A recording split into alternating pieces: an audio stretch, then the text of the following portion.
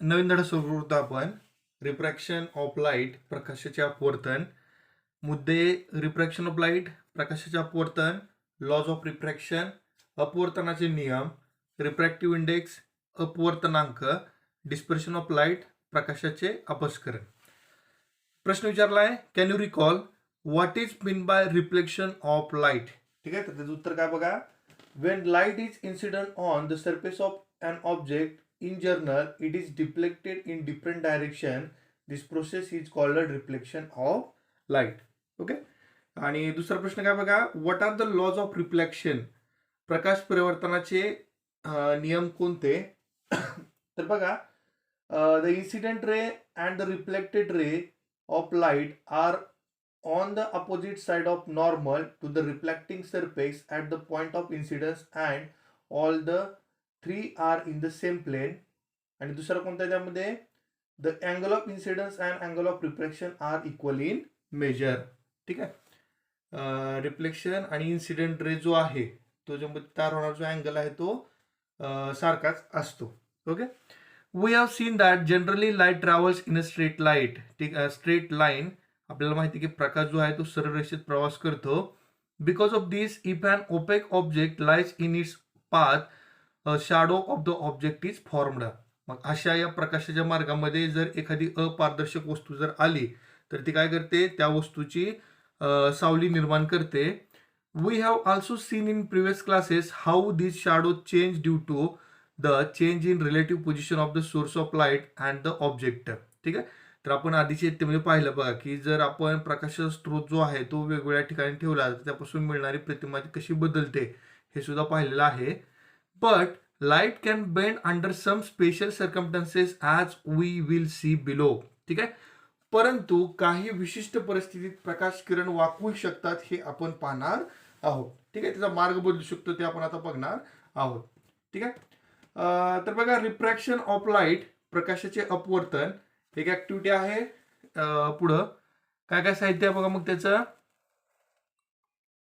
ठीक आहे, try this material: glass, 5 rupee coin, pencil, metallic vessel, etc. Activity first: take a transparent glass and fill it with water. ठीक आहे, एक पाण्याने भरलेला काचेचा ग्लास घ्यायचा आहे, पारदर्शक असलेला. Deep some portion of pencil vertically in water and observe the thickness of the portion the pencil in water. ठीक आहे, आता काय करायचं, आपल्याला पाण्यात पेन्सिल उभी करून अर्धवट बुडवायची आहे आणि पाण्यात बुडलेल्या भागाचे निरीक्षण करायचे, ते किती जाड दिसते ते. Okay. Now keep the pencil incline to water surface and observe its thickness. ठीक आहे, तर आता काय करायचं आहे, आता पेन्सिल तिरकी ठेवायची आणि तिचं निरीक्षण करायचं आहे. ओके. आणि दुसऱ्या ऍक्टिव्हिटीमध्ये काय बघा, तर keep a 5 rupee coin in a metallic vessel. तर एका धातूच्या भांड्यात 5 रुपयाचं नाणं ठेवायचं आहे. Slowly go away from the vessel. तर त्या भांड्यापासून हळूहळू दूर जायचं आहे. Stop at the place when the coin disappear. आणि ज्या ठिकाणी नाणं दिसेन असं होईल त्या ठिकाणी आपण थांबायचं आहे. Keep looking in direction of the coin. नाण्याच्या दिशेनं पाहत राहायचं आपण. Ask a friend to slowly fill water in the vessel. You will be able to see the coin once the level of water reaches a certain height. आता काय करायचं आहे, त्या भांड्यामध्ये मित्राला पाणी ओतायला सांगायचं आहे. त्या नाण्याला धक्का लागू नये असं हळूहळू पाणी ओतायला सांगायचं आहे. आणि पाण्याची जी पातळी आहे ती एका विशिष्ट स्तरापर्यंत आल्यानंतर आपल्याला पुन्हा एकदा ते जे काही नाणं आहे ते दिसू लागेल. वाय डज इट हॅपन, असं का होतं. ठीक आहे. In both cases the portion of pencil inside the water appears to be thicker than the portion above water. ठीक आहे, तर बघा, ऍक्टिव्हिटी 1 मध्ये ज्या कृती आपण केल्या त्यामध्ये आपल्याला काय दिसून आलं की पाण्याच्या वर जो भाग असलेला आहे, जी पेन्सिल आहे तिचा आकार आणि पाण्यामध्ये असलेल्या पेन्सिलचा आकार जो आहे त्याच्यामध्ये फरक आहे. ठीक आहे, पाण्यामध्ये असलेली पेन्सिल आपल्याला जाड दिसते. In the second case the pencil appears to be broken near the surface of water. Why does it happen. आणि दुसऱ्या वेळेस काय केलं आपण, पेन्सिल थोडी तिरकी धरली तर असं आपल्याला काय वाटलं, मग असं पाणी आणि वरचा भाग याच्यामध्ये तुकडा पडल्यासारखं आपल्याला जाणवलं. ओके. तर रिझन काय बघा मग त्याचं. ठीक आहे. In both above activities the observed effects are created due to change in the direction of light while coming out of water. तर वरील कृतीमध्ये काय आपल्याला लक्षात आलं की पाण्याच्या पृष्ठभागाजवळ पाण्यातून बाहेर येताना प्रकाशाची दिशा बदलल्याने अशा प्रकारच्या गोष्टी घडून येतात. काय सांगायचं मग याच्यावरून? Light changes its direction when coming from one transparent medium to another transparent medium. This is called a refraction of light. ठीक आहे. प्रकाश एका पारदर्शक माध्यमातून दुसऱ्या पारदर्शक माध्यमात जाताना त्याची मार्गक्रमणाची दिशा बदलते, यालाच प्रकाशाचे अपवर्तन म्हणतात. पुन्हा एक कृती आहे. Keep a glass slab on a blank paper and draw its outline PQRS as shown in figure 6.1. ठीक आहे. तर बघा, एका कागदावरती एक काचेची लादी ठेवायची आपल्याला आणि त्याच्या जे कडा आहेत PQRS आपल्याला आखून घ्यायच्या आहेत. ठीक आहे. पुढचा point, draw incline straight line on the side of PQ so that it intersect PQ at N, pairs two pins vertically at 2 points A and B along the line. ठीक आहे. आता PQ बाजूवर काय करायचं बघा आपल्याला, तर या PQ बाजूला छेदणारी एक तिरकस रेषा काढायची आहे आणि ही PQ ला N या बिंदूमध्ये छेदते. ठीक आहे. N या बिंदूमध्ये छेदते. ओके. त्यावर A व B अशा दोन टाचण्या टोचून उभ्या करायच्या आहेत आणि B पॉइंट द्यायचं तिथं आपल्याला. ठीक आहे. Look at the pins A and B from the opposite side of a slab and pierce pins C and D vertically so that the image of A and B are in line with C and D. ठीक आहे. आता काय करतोय आपण, तर त्या काचेची जी glass आहे त्याच्या विरुद्ध दिशेने बघतोय त्या A B पिनला आणि त्याचा जो प्रतिमा म्हणूया आपण या दिशेला, ते आपण C आणि D या पॉइंट दर्शवली आणि तिथं सुद्धा पिना दोन रोवल्या खोचल्या तिथं पण. Okay. Now remove the chip and the pins, draw a straight line going through point C and D so that it intersect SR at M. Okay. आता मात्र काय करतो आपण, हा जो CD आहे त्याला जोडायचा प्रयत्न करतोय. तर आपल्या काय लक्षात आलं की जो N पासून निघालेला आहे AB, तो या SR ला M या पॉइंट पाशी येऊन छेदतो.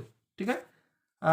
Join points M and N, observe the incident ray AN and emergent ray MD. आता काय करायचं आपल्याला, हा M आणि N आपण जोडून घेतला. ठीक आहे. आणि हा जो आपाती किरण AN आणि MD जो आहे निर्गत किरण, याचे निरीक्षण केले. पुढच्या पानावरती आकृती आहेच ती. ठीक आहे. बघूया मग. Okay okay. ठीक आहे. सगळ्या सिच्युएशन पुन्हा एकदा आकृती बघितल्यानंतर तुम्हाला क्लिअर झाल्या. पुढे जाऊया मग. The first refraction occurs Wien light ray इंटर्स the glass from air at N on the side PQ. तर पहिल्यांदा प्रकाशाचे जे अपवर्तन आहे ते कुठे झालं, तर AB या पॉइंट पासून त्यांनी PQ या पॉइंट पासून जो AB किरण आत इंटर झाला N या पॉइंटला, तिथं पहिल्यांदा रिफ्रॅक्शन झालं.